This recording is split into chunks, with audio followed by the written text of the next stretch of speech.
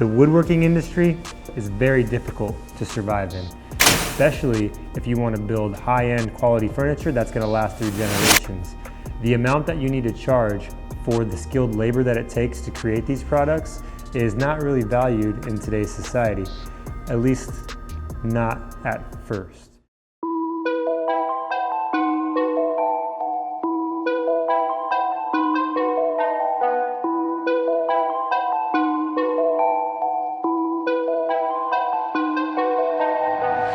Nowadays, nothing really enticing. Only one of me and nobody's like me. Phone ringing and I tell him it's I got wifey on bling and she freeze. Photo, please, no photos. G's, no, please, no photos. Hit the door and the doorman just It wasn't easy to get here.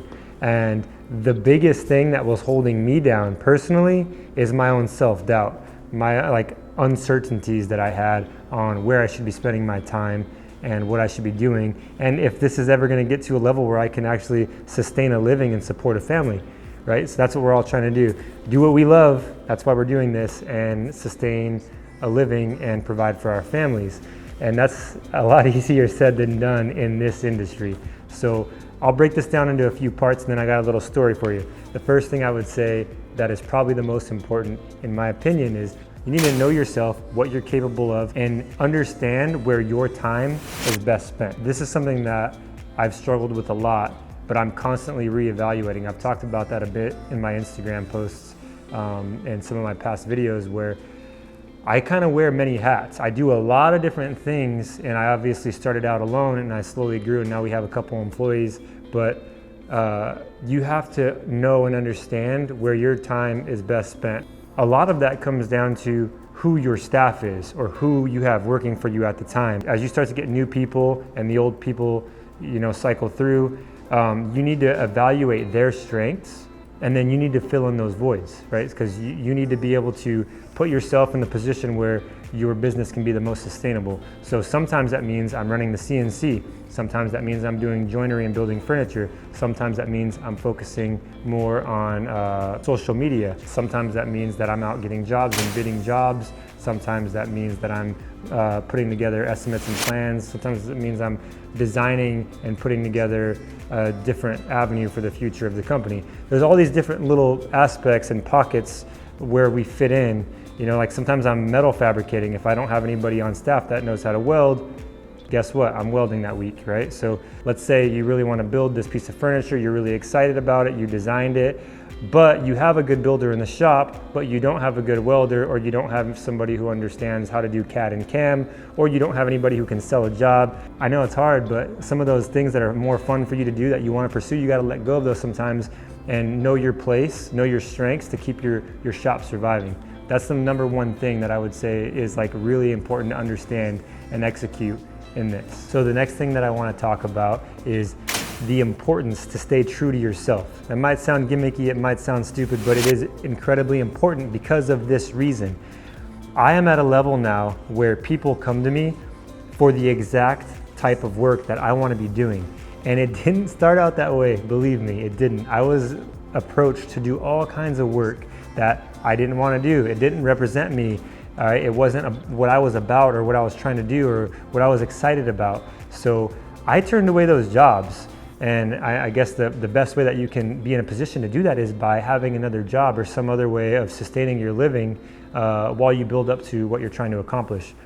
And I did. I had a full-time job, and I started out woodworking part-time, and I have some other videos that talk more in depth on that. But what I never did was sacrifice what I believe in and took on jobs that weren't me or a representation of me and what it is that I want to do. Because of that, because I didn't make any kind of sacrifices in terms of what I want to do and what represents me, I'm finally at a point in my life where people come to me for my work. They come to me and want me to design for them, or they come to me because my portfolio represents something that they're interested in. So by doing this, you're attracting the right people in.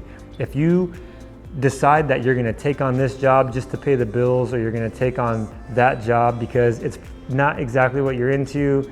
Maybe you don't like it at all, but you know that it pays good. That's gonna get you into a pretty sticky position, and it's cancerous because what ends up happening is you stop loving what you do for a living. And we're all drawn here for that. If you're a woodworker, chances are you didn't come here for money. I need money. Because it's not easy to make money in this, right? So you came here for the same reason I did. Self-gratification. Like when you finish building a piece of furniture and you can stand back and look at it and just be really, really proud of what you made, that feeling is indescribable, especially when you can pass that on to the client, and then you can watch the client's face as they experience this piece of furniture that you created with your own hands. That's why we're here. And you can lose sight of that if you start doing work that doesn't represent you and work that you're not really into. So be very careful with that and stay true to yourself. It's incredibly important if you want to get to a level where you can do what you love and get paid for it, right? Because that's why we're here. We're trying to do what we love, and we're trying to get paid enough to support our families and make a decent living off of it. Okay, you can be an incredible craftsman. If you don't take good photos, it doesn't matter. You can make the most beautiful furniture, and if you don't know how to take good photos, it doesn't matter. Nobody's going to buy your work when your portfolio is not a great representation of what your furniture is in real life. So social media is important. Some people don't think it is, but it is, especially for this type of work. Maybe not a cabinet maker who's like actually installing kitchen cabinets and stuff, but for somebody who's building furniture, your portfolio is everything. The way that you build that up is through social media. So I can't stress enough the importance to learn how to use a good camera and learn how to light your shots and learn how to get the right angles and really dial that in.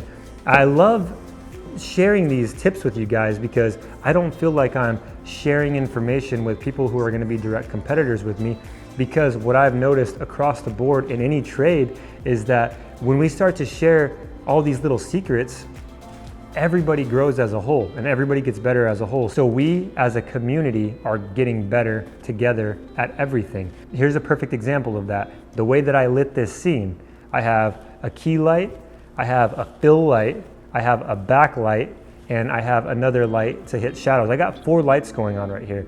And you know why I know how to do this and how I know how to shoot? It's because people have shared this information on the internet.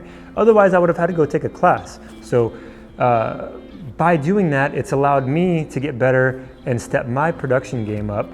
And I just want to share that kind of information with you guys because I don't feel threatened by it. I feel like me sharing this information with you is important to me as well, because if we all get better, we're all going to push to new limits and we all learn from each other, because collectively as a whole, I want to see our craft succeed. I want to see our craft be desired and valued more than it is today. So take good pictures, understand lighting, light your scenes properly, show people your work for what it really is. And that's how you're going to do it. So don't neglect it. Don't think that it's not important, because it really is.